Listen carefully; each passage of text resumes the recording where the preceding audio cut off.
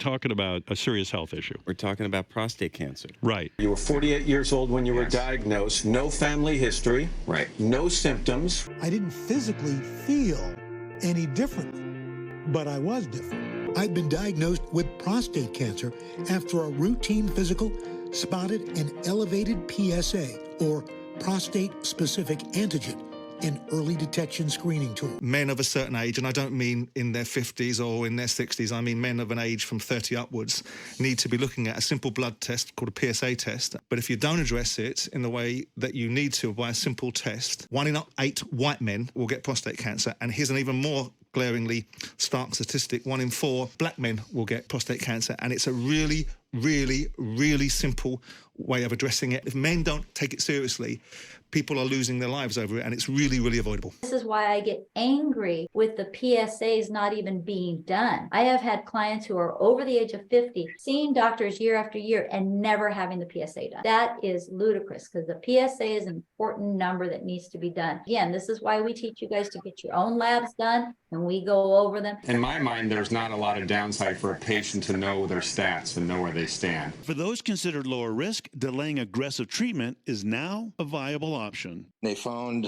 2 lesions. But he's chosen not to get surgery or any radiation treatments. We hear about this operation, and the first thing a guy will tell you on a street or when you're at a cocktail party with that guy is, I'm not doing that because there's all kinds of side effects: impotence, incontinence. The idea that it was early was like, okay, that gives us more of a chance to deal with it in a different way than in surgery. I look at surgery as invasive.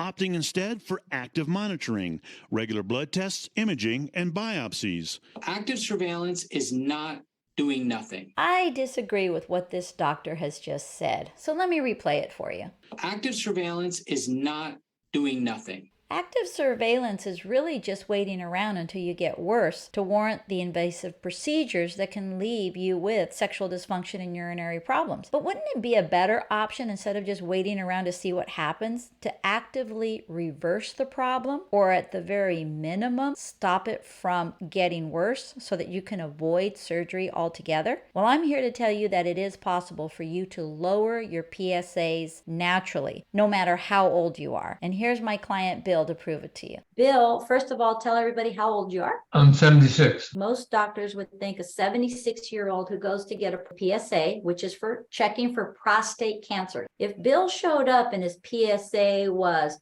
4.1, more than likely Bill's doctor would say, that's what happens when you get that old.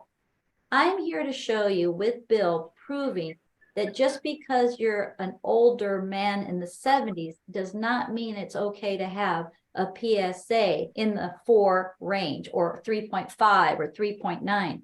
Bill, tell everybody what your PSA number is. I was happy to see it was 0.1. 0.1. Bill is just doing the right things that he should be doing. On what you're learning, things are not going to go south on you, because you guys are the CEO of your own body and health. And you guys are told so much so, well, prostate cancer is very common for you guys, but we can do surgery on that. Like, no, wouldn't it be better just to prevent it from happening in the first place? If you're a man and you want to take care of the problem we just spoke about in this video, and you're interested in getting rid of belly fat so that you can reverse disease and get off medications, then click the link below this video where you can get on my calendar and we can talk about your options. Look forward to seeing you on the other side.